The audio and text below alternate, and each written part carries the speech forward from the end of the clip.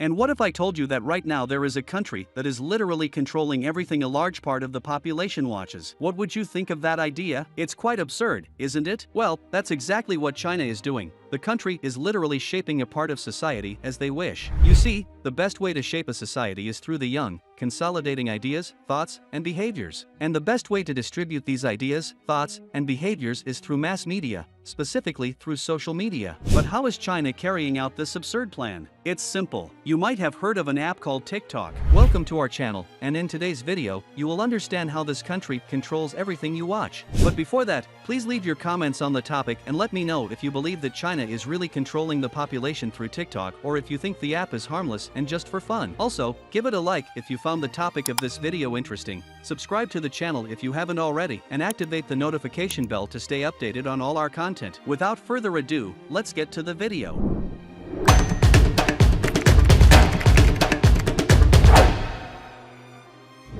TikTok.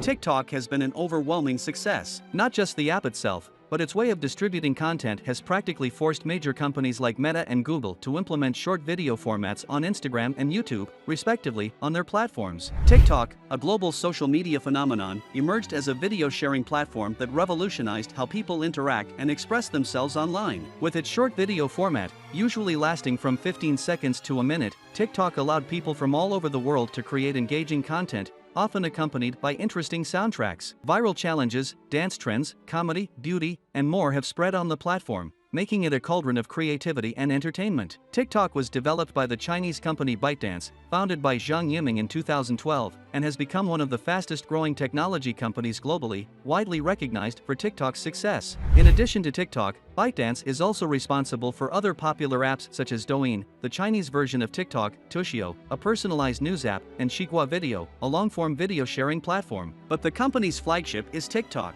which currently has over 1 billion active users worldwide.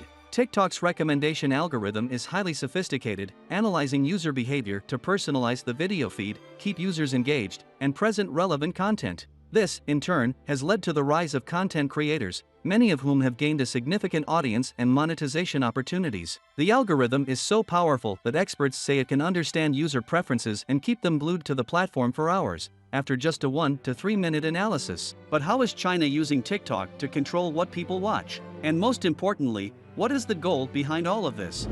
The Chinese plan.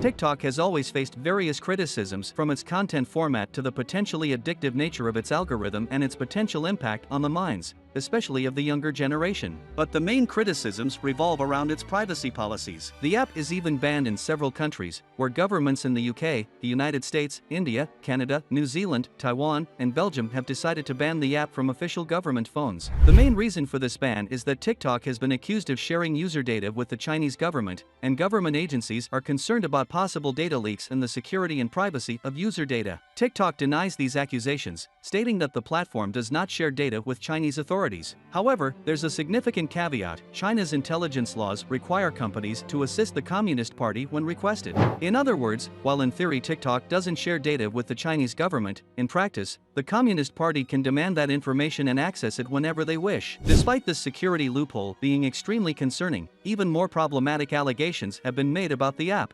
Recently, claims have arisen on the internet that TikTok might be intentionally making Westerners less intelligent. It appears that TikTok's algorithm works in a way that promotes shallow content with little value in the intellectual development of its users, especially young people and teenagers. These claims are based on the fact that TikTok, as we know it, doesn't work in China, the home country of the app, and their Chinese children and teenagers have access to a different type of content, even using a different app for this purpose.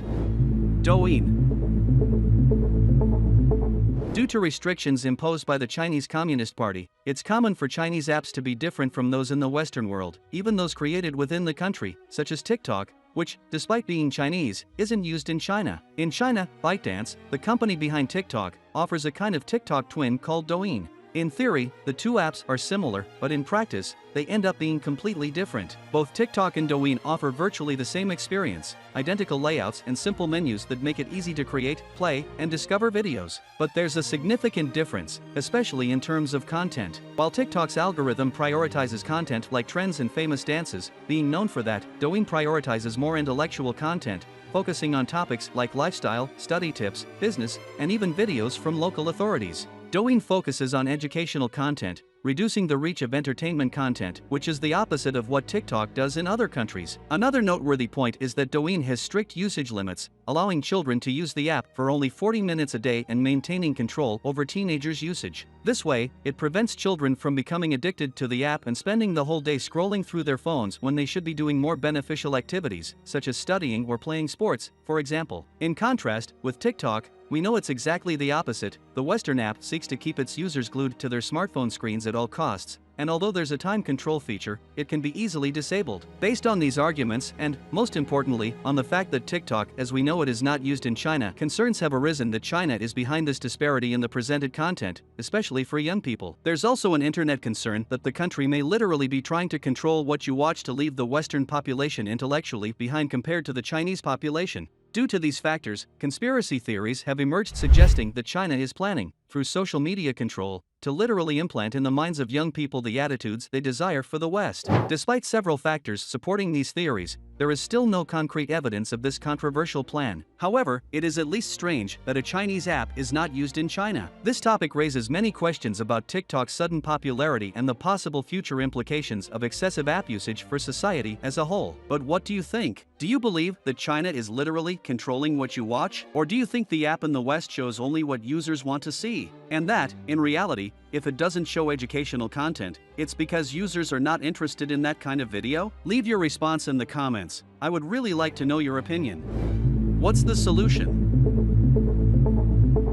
It's a fact that TikTok is one of the most popular apps today, and it's also a fact that much of the content on the platform adds little value to users, mostly consisting of entertainment videos. But what can be done to reduce or even eliminate the potentially negative influences the app may have? First and foremost, limiting the use of the app can be an excellent option. The app itself offers this functionality, allowing you to control the number of hours of use. Another point is to try to change the algorithm, seeking videos that offer more educational content and genuinely contribute to knowledge. But the safest way to avoid the possible threats the app may cause is simply not to use it. Avoiding its use at all costs is a challenging task, but it is the only real solution in this situation. Now tell me in the comments, do you know anyone who spends hours scrolling through TikTok? Do you use the app? What's your opinion on the type of content that is popular on the platform? I'd really like to know your answer. Thank you very much for watching until the end, and give it a like if you enjoyed the video. Subscribe to the channel if you haven't already, and activate the notification bell to stay updated on our channel's latest content. A big hug, and see you in the next video.